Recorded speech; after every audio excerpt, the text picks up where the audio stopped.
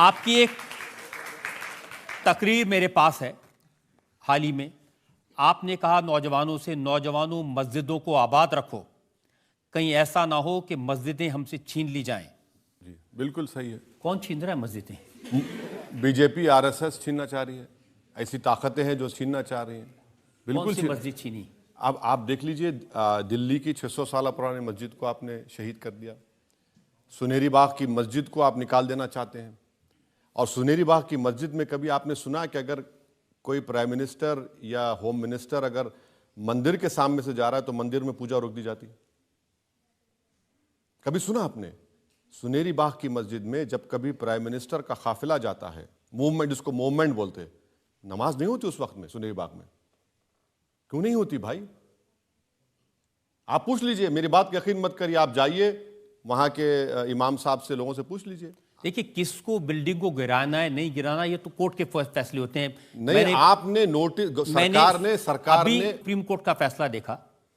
चेन्नई में सरकारी जमीन पर अवैध दरअसल बताने के लिए, जो रिलीजियस प्लेसेस हटाने के लिए ऑर्डर दिया है। चेन्नई में कोयम्बेडू मस्जिद है, उसके केस में सुप्रीम कोर्ट ने ऑर्डर दिया है कि ऐसे सभी जो धर्मस्थल हैं, चाहे वो चर्च हो, चाहे वो मस्जिद हो, चाहे वो मंदिर हो, उन सबको हटाना चाहिए। सर, कोर्ट के ऑर्डर की हम बात नहीं कर रहे हैं, हम गवर्नमेंट के एडमिनिस्ट्रेटिव ऑर्डर की बुनियाद पर, जिसको कोर्ट ने नहीं कहा था, आपने उस 600 साल पुरानी मस्जिद को और खबरस्तान को आपने शहीद कर दिया। और ऐसा कोई दिन नहीं जाता जहां पर बीजेपी आरएसएस की तरफ से बोला नहीं जाता कि हम भारत में ऐसे इतने हजारों मसाजिद हैं, उसको हम लेकर रहेंगे। खुला कहते हैं वो लोग। तो आप भी तो खुला कहते हैं, पार्लियामेंट में बाबरी मस्जिद जिंदाबाद। हाँ बिल्कुल, मैं अभी कह दूंगा जिंदाबाद बाबरी मस्जिद। गुनाह क्या है सर? फ्रीडम ऑफ एक्सप्रेशन है मेरा ये। अगर मैं भारत की पार्लियामेंट में नहीं कहूंगा तो क्या कहूंगा? मोदी जी जिंदाबाद बोल सकते तो बाबरी मस्जिद जिंदाबाद बोले, क्या गुनाह है? कोई गुनाह तो नहीं किया। मैं कह रहा हूं कि इस्लामिक धर्म के लिहाज से जिस जगह मस्जिद बन जाती है, वो जब तक दुनिया अल्लाह कायम रहेगा मस्जिद ही रहेगी। आप उसको तोड़ दें, कुछ करें, तो मैंने कहा वो मस्जिद है, मस्जिद रहेगी। इसमें प्रोवोकेशन कहाँ है? और बाबरी मस्जिद एक केस स्टडी है कि किस तरीके से मस्जिद को छीना जा सकता है, उसको हमको समझना है। हमने एक मस्जिद को खोया है इन तमाम पॉलिटिकल पार्टीज के बातों में आकर। सुप्रीम कोर्ट को जाकर बीजेपी ने कहा था कि हम हाथ नहीं लगाएंगे, और मस्जिद को आपने तोड़ दिया। सुप्रीम कोर्ट अब तक कंटेम्प्ट पिटीशन नहीं सुना, और क्रिमिनल कोर्ट में कोर्ट ने फाइंड किया कि कोई भी कन्विक्ट नहीं हुआ उसमें, कोई कन्विक्ट नहीं हुआ उसमें।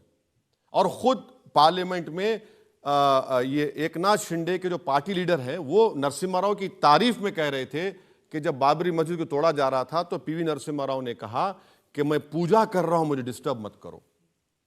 उन्होंने कहा, मैंने नहीं कहा ये। आप बताइए फिर क्या है ये? फिर ये देखिए, सुप्रीम कोर्ट का फैसला है और आप कहते हैं कि मक्कारी से बाबरी मस्जिद ले ली। सुप्रीम कोर्ट का फैसला जो है ना, अगर आप पूरा फैसला पढ़ेंगे सर, तो उसमें फैसले में सुप्रीम कोर्ट ने कहा कि मंदिर को तोड़कर मस्जिद नहीं बनाई गई। सुप्रीम कोर्ट ने एएसआई की सर्वे की रिपोर्ट को नकार दिया। सुप्रीम कोर्ट ने जो फैसला दिया, हम उसको जो गलत मानते हैं, इसलिए कि सुप्रीम कोर्ट ने फेथ की बुनियाद पर दे दिया, फेथ की बुनियाद पर दिया। अब अगर फेथ की बुनियाद पर आप दे देंगे तो फिर उसका कोई रोक टोक ही नहीं है। अब वैसे साहब हो गया ना, अरे फैसला हो गया, वहां पर इतना भव्य राम मंदिर बन गया, लाखों लोग वहां जा रहे हैं, अब छोड़िए उसको, कहां उसमें। यही बात आप उन यहूदियों से कहिए जिसको हिटलर ने 60 लाख यहूदियों को गैस के चेंबर में डालकर मार दिया था। वो 1930s की दास्तान को 2024 तक बोलेंगे। मैं भी बाबरी मस्जिद की दास्तान को मेरे मरने से पहले मेरे औलाद को बोलूंगा कि तुम भी बोलते रहना, क्योंकि जिस तरीके से मस्जिद को छीना गया, उस तरीके से हम दोबारा मस्जिद को नहीं खोना चाहेंगे। क्या 6 दिसंबर इस देश के लिए फख्र का दिन है? बताइए। अगर 6 दिसंबर नहीं होता तो सुप्रीम कोर्ट का जजमेंट क्या था? ये तो पार्लियामेंट ने कहा कि 22 जनवरी फख्र का दिन है, उस दिन राम मंदिर बना। वही तो हम कह रहे हैं। अच्छा किया आपने, 17 दिसंबर 1992 को पार्लियामेंट ने बाबरी मस्जिद डिमोलिशन को कंडेम किया, और रेजोल्यूशन में आरएसएस, विश्व हिंदू परिषद, बजरंग दल का को कंडेम किया और कहा कि यह काला दिन है। अब पार्लियामेंट के रेजोल्यूशन के खिलाफ अगर आप एक और रेजोल्यूशन ला रहे हैं, तो हमने इसी पार्लियामेंट में as an Indian, proud Indian मैं कह रहा हूं कि हमने कहा कि पीओके हमारा है। कल क्या आप रेजोल्यूशन लाएंगे पीओके हमारा नहीं है बोलकर? आप कौन सा प्रेसिडेंट क्रिएट कर रहे हैं? ये तो गलत है ना, बिल्कुल बिल्कुल गलत है ये। अब तो ज्ञानवापी मस्जिद को लेकर हाई कोर्ट ने ऑर्डर दिया है कि वहां तहखाने में पूजा होती थी और 1993 में जो पूजा बंद की थी वो गलत था, वहां पूजा कंटिन्यू होनी चाहिए। अब इसकी क्रोनोलॉजी समझिए। इसका मैं आपका एक एग्जांपल दे रहा हूं आप लोगों को समझाने के लिए।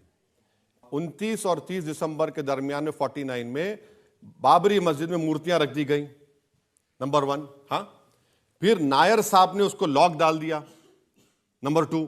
नायर साहब उसके जनसंघ के एमपी बन गए। आपने 6 दिसंबर को तोड़ दिया और तोड़ने वालों को आपने जगह दे दी।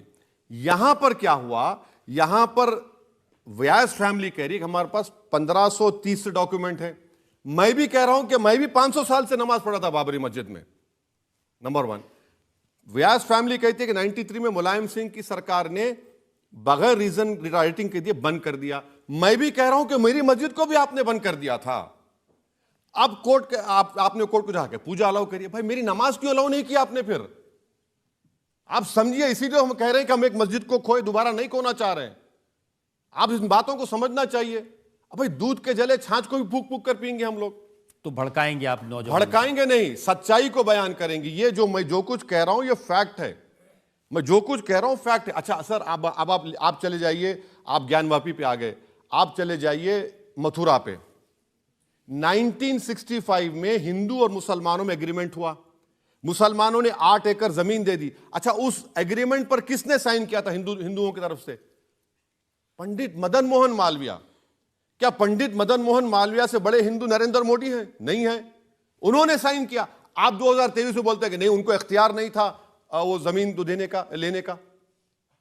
कौन खोल रहा है इस देश में? कौन जख्म को खोल रहा है? कौन इस देश को उस राह पर लेकर जाना चाह रहा है जहां पर दोनों धर्मों में टकराव होगा?